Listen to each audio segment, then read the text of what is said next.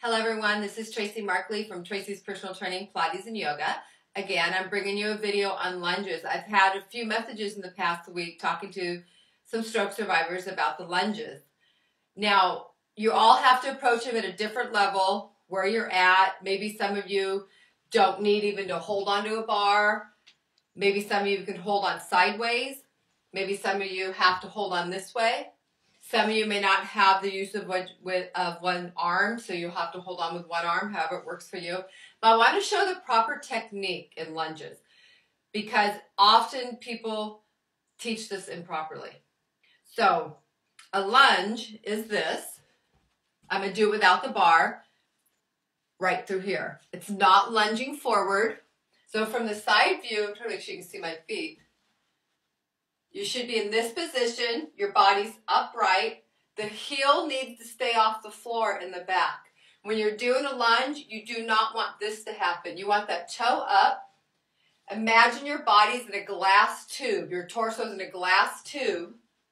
Your front knee stays over your ankle. The back heel stays off the floor. And you're going to go up and down as if your torso is scraping a glass tube. That's what you want to do in a lunge. You do not want to come down and drop that leg to the floor. You want to maintain about right here. Have this thigh either level with the ground or a little higher. Don't drop that knee down and don't go to the floor. When you go to the floor, you lose all your connections here and you can't get back up. So in a lunge, you want to, again, upright, abs in, keep that back heel off the floor, and you maintain this position. Straight up and down. You don't want to be doing this. You don't want your legs so close together you're doing this, or you're in here. You need to get that distance of that back foot going out. That back foot has to step back far enough to where you can keep the heel off the ground, trying to see it in the video, and you can maintain this movement. So from seeing it on straight on, a lot of people teach a lunge. You put the foot behind the other like you're standing on a beam. You don't want to do that either. You want to be hip width apart. I don't know if the video is going to make it very clear. Hip width apart, take that foot straight back. So your hips, let's face it more. So your hips are still squared off. You don't want to take it like this in a twist. So take your feet hip width apart and take that foot straight back. So you still have the distance between your feet when it's far enough back.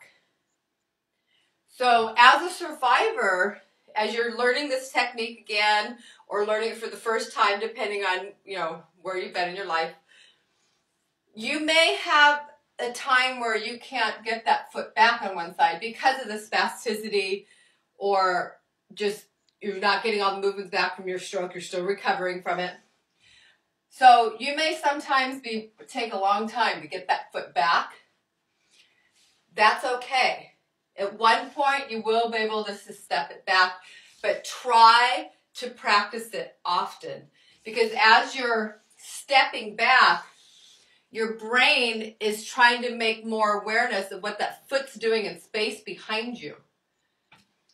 Many of my clients who still have a lot of issues with one of the legs, they can't even connect with the foot's doing. They have to look at it, they slide it, they twist it, they push it back.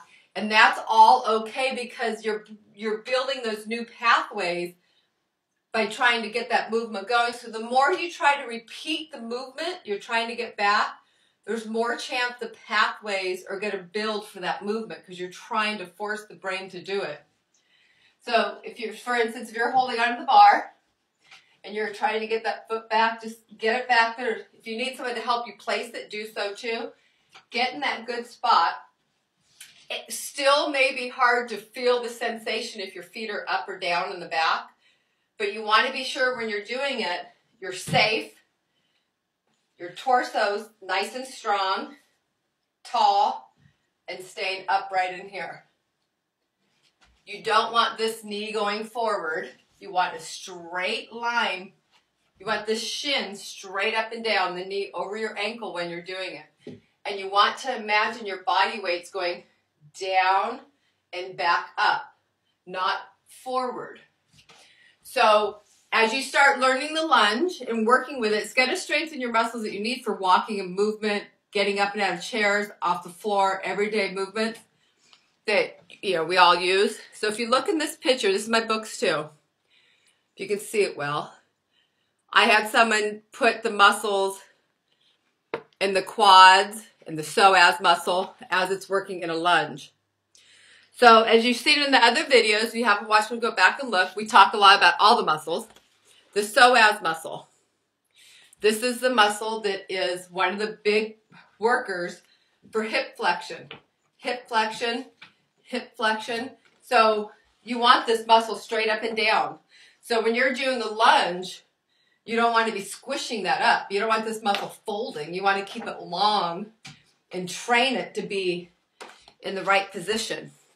And as you're keeping your abs in and maintaining the proper alignment, you're working on this. This center of your body is getting stronger as you're working your core and you're balancing and all the other things you're working on.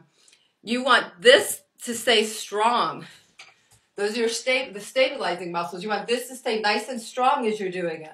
So imagine when you're doing it, this is nice and strong. You're keeping your psoas in the spine part up long. You're not bending over forward. And also when you keep in the upright position, these muscles stay aligned. You're not bending all these muscles over either. So work on that. Abs in, long spine, good posture. It may be hard in the beginning, and that's okay. That's normal. Work with it. Also, if you see, I've showed this in other videos, this is your diaphragm. This is the psoas muscle. This muscle right here. This is the side view of your body with that psoas. So again, if you're doing those lunges and you're bending forward with it, you're squishing this up and you want this long and up. So that would be like doing them in here. You don't want to take this part of the body and bend. So I hope that helps, giving you some tips with the lunge. Another good tip with this, if you stand on, if it depends on your ability, if you're on a bounce pad, if you do a bounce disc, if you do a Bosu ball, use one of those for like 3 to 5 minutes in the beginning of your workouts to warm up your nervous system, to work up your spine, to warm up your spine muscles and these deep core muscles. So remember, when you're standing on a Bosu ball, like I've showed in other videos and in my books, when you're standing on the Bosu ball and you're keeping your abs zipped up and you're working on balancing, as your body's kind of, you know, moving like this, all these muscles are having to work to help build the core. Because often, even older people or injured people, back pain, stroke survivors, you can't go to the floor and do regular crunches. And crunches don't really train you for core ability anyway. You want to stand on an uneven surface like the bounce pads, bounce disc, Bosu balls. Challenge your core, challenge your balancing. It stimulates the brain and the nervous system, the brain and the spinal column, the central nervous system. And these muscles have to fire up to keep you from falling over. And you're also working this upright position when you need to get this strong. So there's your tips for the day, the lunges. Remember why you need to keep in proper form. I always bring the muscles in so it makes sense why you're doing an exercise, and it makes sense why you engage the core, why you keep your torso long, why you don't want this muscle all bent up and you're sitting and staying bent over when you're walking. So lengthen that spine, strengthen the muscles with proper alignment. When the body's more lined up, the systems work better. So as you're staying in better alignment when you're doing your exercises, as the brain's trying to build new pathways, it's going to work better because your systems are getting in more aligned. You're not trying to get through bent spines and things of the such. So remember that. And again, I'm Tracy Markley from Tracy's Personal Training, Pilates and Yoga, author of 3 books, I'm also author of Stroke Recovery, a Stroke Recovery and Exercise Continuing Education course for professionals.